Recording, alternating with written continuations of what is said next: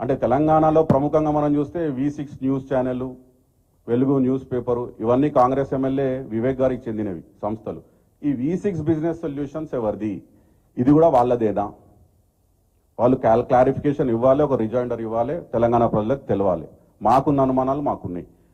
అయితే ఇక్కడ జరిగింది కాంగ్రెస్ పార్టీ కర్ణాటకలో ఈ డబ్బులు బదలాయించింది కాబట్టి ఇక్కడ కాంగ్రెస్ నాయకులకు కూడా ఎటువంటి సంబంధం ఉంది ఈ స్కామ్కి సంబంధించి వాళ్ళు చెప్పాల్సినటువంటి అవసరం ఉన్నది.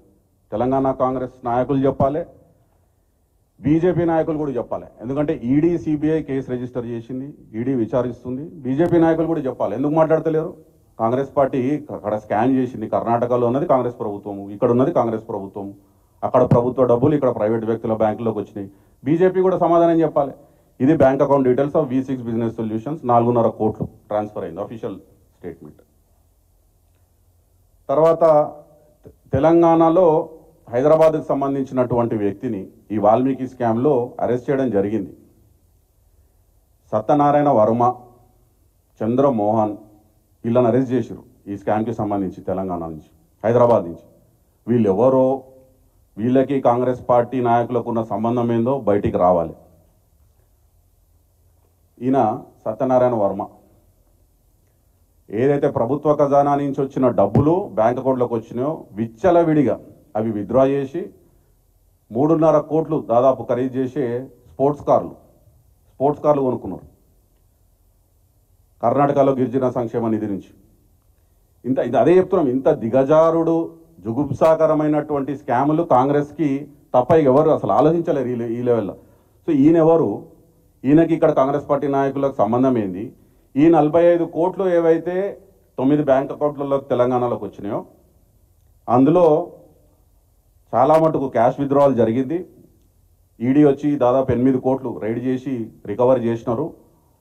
బంగారం షాపులలో కూడా ఈ అమౌంట్ చేరిందని చెప్పి వాళ్ళు SIT కానీ ఈడీ కానీ బయట ప్రచారం చేసిరు. వాళ్ళంటే అఫీషియల్గా చెప్తారు. ఈ వ్యక్తి 35 కిలోల బంగారం కొనుక్కున్నాడు ఈ డబ్బులతోని తెలంగాణలో. హవాలా అకౌంట్లకు డబ్బులు రావాలి, గోల్డ్ షాప్లకు రావాలి. ఆ గోల్డ్ షాప్లకు వెళ్ళి అమౌంట్ విత్డ్రా చేయకుండా వాళ్ళ అకౌంట్లకు వెళ్ళి గోల్డ్ తీసుకోవాలి. ఆ గోల్డ్ని మళ్ళీ బ్లాక్ మార్కెట్లో అమ్మి ఆ వచ్చిన డబ్బులు ఎలక్షన్లలో ఖర్చు పెట్టాలి కాంగ్రెస్ పార్టీ. ఇది జరిగిన తతంగం. ఇది ఎందుకు చెప్తున్నా అంటే ఎలక్షన్లలో ఖర్చు పెట్టిర్రు అని. మీరు డేట్ చూడండి, ఎప్పుడైతే ఈ స్కామ్ జరిగిందో అమౌంట్ ట్రాన్స్ఫర్ అయింది March 30th and April 23rd మధ్యలో తెలంగాణకు వచ్చింది కర్ణాటక నుంచి. March 30 and April 23rd. మన దగ్గర తెలంగాణలో లోక్సభ ఎన్నికల్లో అయింది May 13th. అంటే కరెక్ట్గా ఒక 20 రోజుల ముందు, 20 రోజులు, 25 రోజులు, 30 రోజుల ముందు ఈ డబ్బులు వచ్చినాయి.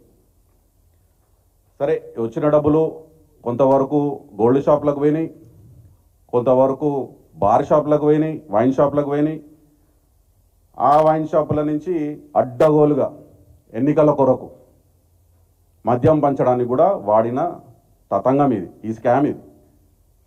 మేము ఉట్టిగానే చెప్తలేము, ఇవన్నీ నేషనల్ న్యూస్లో వచ్చినాయి. ఈడీ స్టేట్మెంట్ ఇచ్చింది, సిఐడి ఇచ్చింది, సిట్ ఇచ్చింది, వాటి ప్రకారంగానే. అంటే ఇంత పెద్ద స్కామ్ జరిగి తెలంగాణలో ఇంత తతంగం జరిగితే ఇక్కడ ప్రజలకు తెలియకపోవడం ఆశ్చర్యం. మీడియా ఇక్కడ రిపోర్ట్ చేయకపోవడం, ప్రజలకు తెలియకపోవడం, ఇక్కడ కాంగ్రెస్ నాయకులు తేలుగుట్టిన దొంగల్లాగా ఉండడం, ఇవన్నీ ఇప్పుడన్నా బయటికి రావాలి. 3 నెలల తర్వాతనైనా రావాల్సినటువంటి అవసరం ఉన్నది.